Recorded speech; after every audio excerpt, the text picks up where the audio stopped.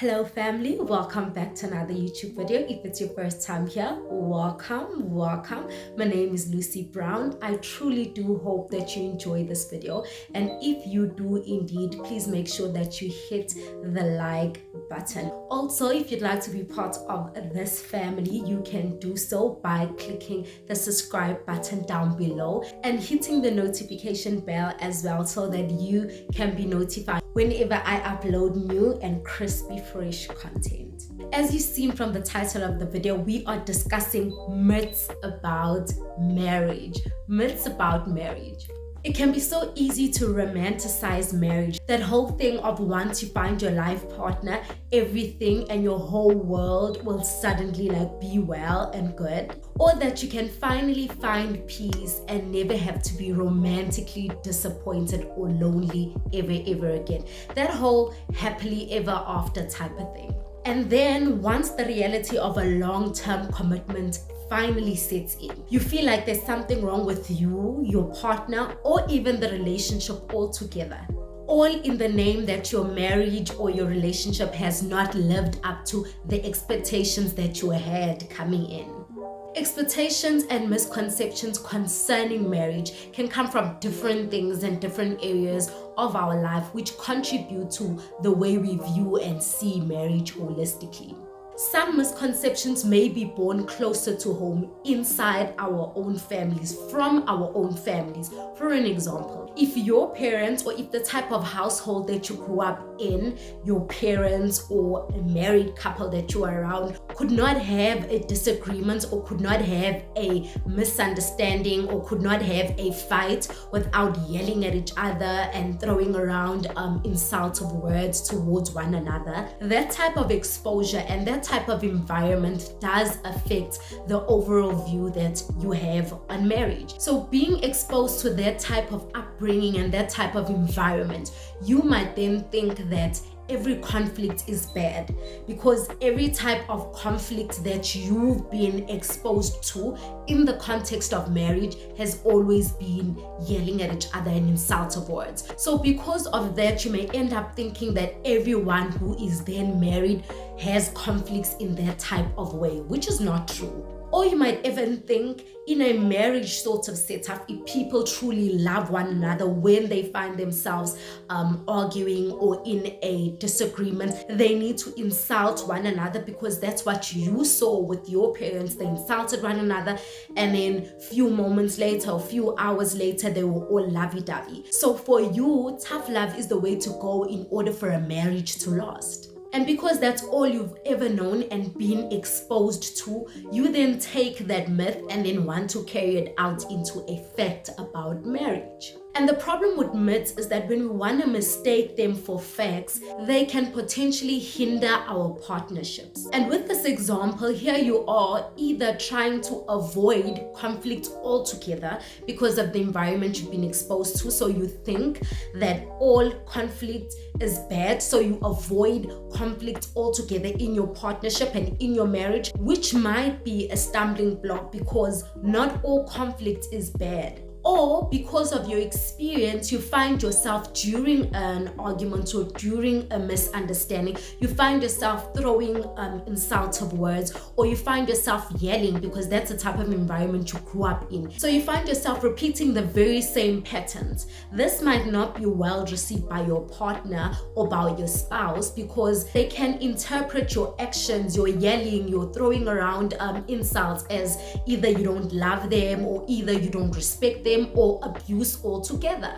And so we need to manage misconceptions and expectations in our lives, because if we don't, they can make us feel as if we are failures, our partners are failures, or that our marriages altogether is failing, whereas it's just a normal setback in life. Well, let's get right into it.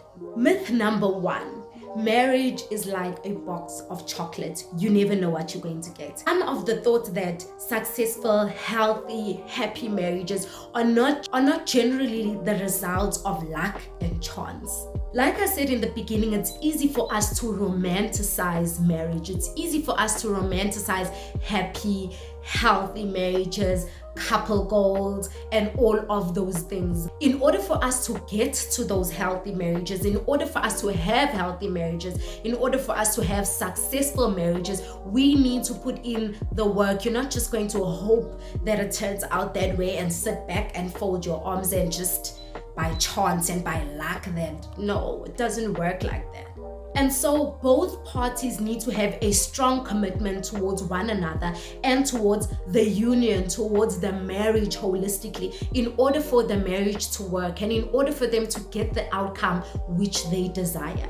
They need to be willing to put in the work and do whatever it takes to make sure that they have a successful marriage or a healthy marriage. They need to be willing and put in the work, whether it be they go to couples therapy or whatever the case may be. They need to take the steps to make the marriage work. And so no, marriage is not a box of chocolates where you never know what you're going to get out of it. No, what you put in, you will get out. But I need to say eventually, because it might take a long time, but you guys will surely get there. Myth number 2, marriage will make you whole and solve all of your problems. Let's just all laugh together, because if you are married, you'd know very well that marriage does not solve all of your problems, guys. Any unaddressed problems or any unsolved problems that you had before marriage, best believe you are going to have the very same problems while you are married or after you get married, whichever way you prefer to put it. You might think that you're an insecure person and you're just like, no, when I get married, I won't have insecurity problems anymore, because my husband and my spouse will be there to affirm me, to reassure me, to do all of those things. And then ta-da, in marriage, like, you're still struggling with the very same problem of insecurity, because marriage is not going to solve your problems. Or you have a problem of lust, you have a problem of liking every second woman that you see on the street, and then you're thinking to yourself, when I get married, because I'm going to have a wife and I can concentrate on one person, all of this is going to fly out the window. No, sir. Marriage is not going to solve that problem for you. And you know where the danger is? If you do not deal with this misconception or this expectation, you might even carry this very same problem into your next marriage.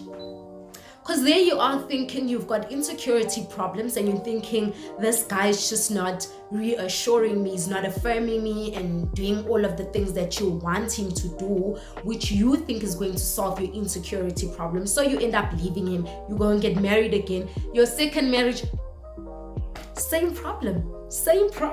Or you think your wife is not appealing you enough, or you think she's just not doing things that should keep you at home, or that should keep your eyes only on her, and then you decide, let me just leave because it's not working. You go move on to your next marriage. Surprise! That's because marriage isn't a magic wand where you take away all the problems that you had prior to you being married. Myth number 3, conflict only stems from the behavior of the spouses. Conflicts do not only stem from the behavior of their spouses themselves. Conflict can stem from behaviors of family, behaviors of events, behaviors of external things that are outside you guys' marriage. So sometimes the two of you can get along very well, but the moment there's an external person, then that's really where the conflict really starts. For some people, those external factors are in-laws where there are just no boundaries. And so some people do not want to get married. They would rather date for years than get married, because they carry around the misconception that people change when they enter marriage, and leaving out the factor that conflict, misunderstanding does not always primarily stem from the two parties. And hence it is so important to have and maintain boundaries within your marriage. And this helps you and your spouse in a sense that whether the storms may come from outside and try to interfere, such like nosy in-laws or even friends who claim that they knew your spouse or was in your spouse's life way before you, all of those things, you need to make sure that you have and you maintain strong boundaries within your relationship so that people know where to draw the line. And if they overstep the line, you need to address it.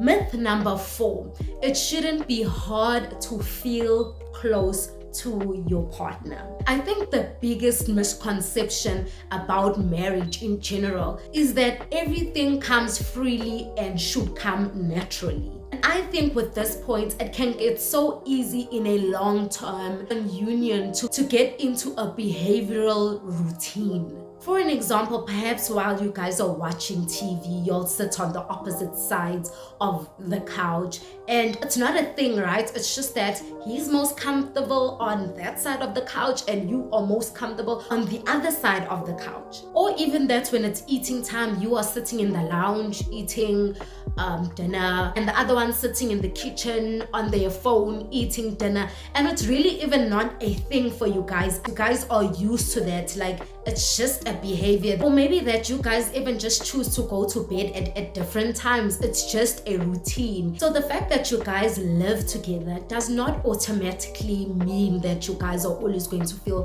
close to one another. So you guys might live together, might be forever be in one another's spaces, but it does not necessarily mean that you'll always feel close to your partner or that you'll feel an emotional closeness to them.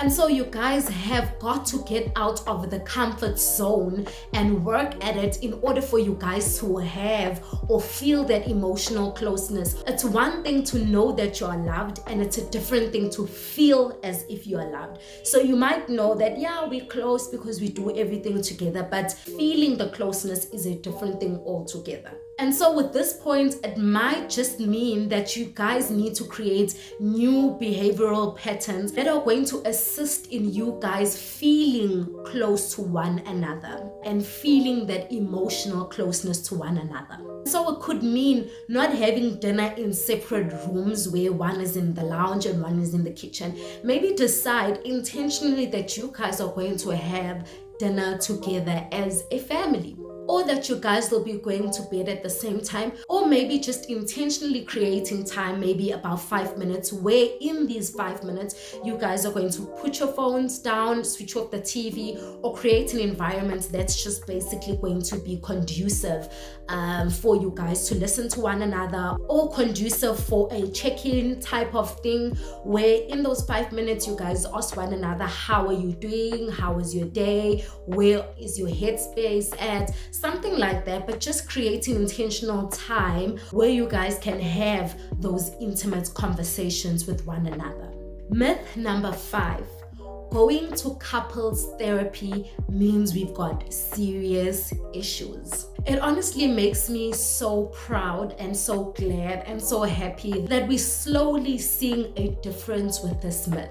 I've heard of some instances and seen some instances actually where the couple resorts to marriage counseling as the last thing just before they make the decision of whether they still want to continue in the marriage or not. I personally think any sort of therapy is helpful. Like if you can afford it, go for it. Even if you're just feeling stuck in life or stuck in your relationship with yourself or with people, or stuck in the relationship within your marriage where you guys are just feeling stuck, I truly do think therapy is helpful and that we can truly benefit from it greatly. So no, therapy for a couples therapy is not a sign that your marriage is doomed or even that the one party is planning on leaving the union. It is just basically having someone help you guys or give you the tools to be able to better communicate to one another and all of those type of things. Myth number 6, married people should not befriend single people. I've heard this so many times, and the funny thing is that when I do hear it, it is always one-sided. It is always advice to the woman, do not befriend single people. Cut off your single people as a married person. There's nothing single people are going to tell you that's going to be conducive to your marriage or that's going to be helpful to your marriage. Cut off single people. Yet when it comes to men can keep their single friends. They can, it's just one-sided, but altogether it's a myth. For me, if your single friend cannot be trusted now that you are married, then that's just a sign that they shouldn't have been trusted altogether in the first place. The issue shouldn't be of whether married people or married women should befriend single folks or single people, but rather it should be whether you are choosing the right friends, regardless of their relationship status. This is not saying that when you do get married that the dynamics of your relationship with your friends doesn't change a tad bit or maybe a lot. That's normal. But the dynamics of all of your relationships begin to change, not only your relationship with your friends. So for me, a good friend is a good friend, single or not. Period. Myth number 7, your true love will know what to say and do in order to make you happy.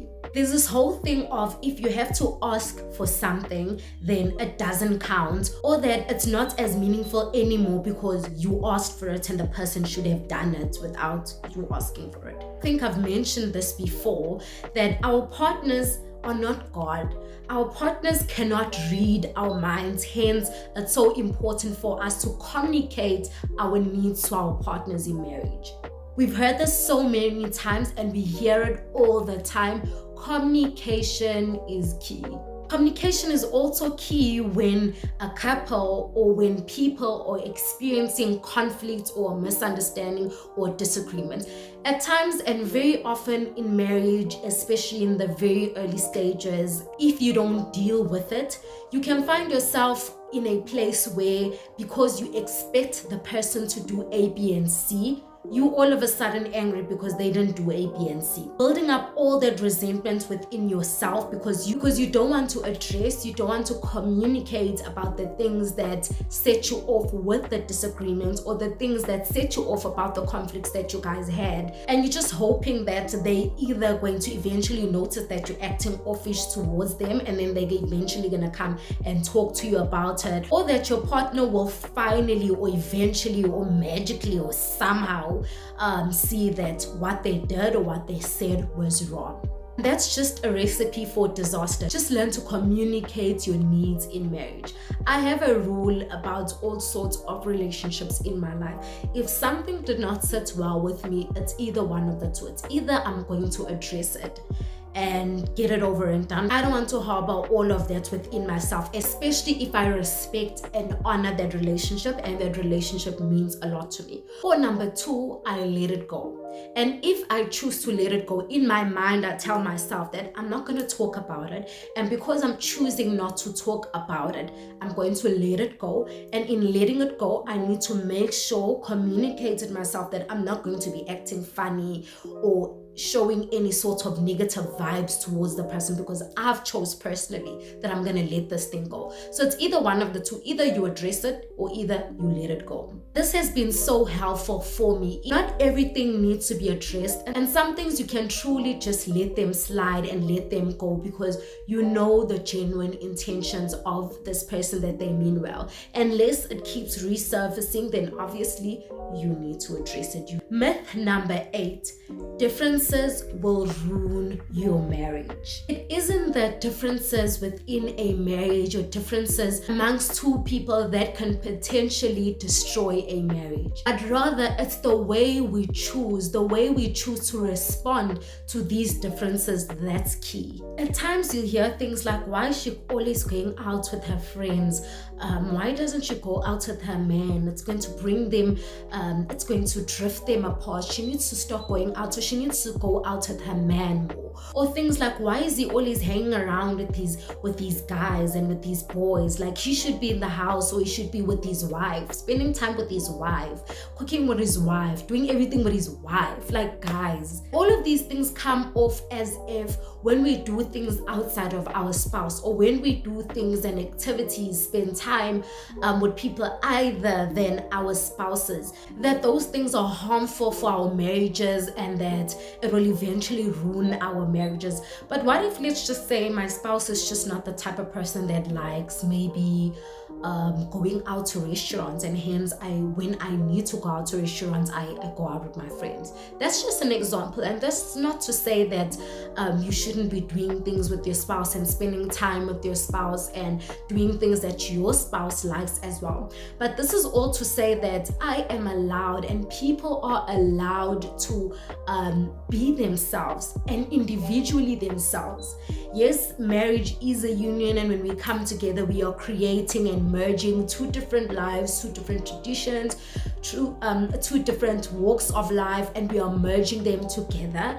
But that does not take away our individuality as people. So the differences amongst us is not supposed to tear us apart. We should not forget that at the end of the day, we are two separate people. And yes, in our differences, obviously we are meant to respect the boundaries that our partners have, respect our partners in all that we do. But that's just to say our differences should not then threaten to ruin our marriages. We should be able to celebrate each other's differences and allow one another to flourish in our individuality.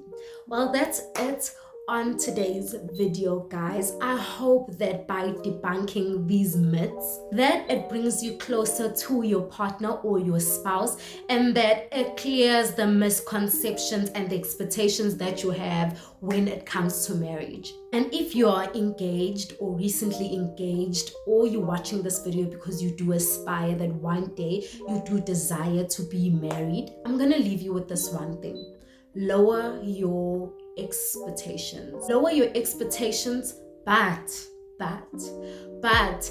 raise your aspirations. That's to say, marriage has the potential to be a beautiful journey, and it's a journey that can be made much easier if your expectations are realistic rather than being based on commonly held myths. And if you are married, I'll leave this for you. I invite you to look at your marriage. How can you improve your relationship?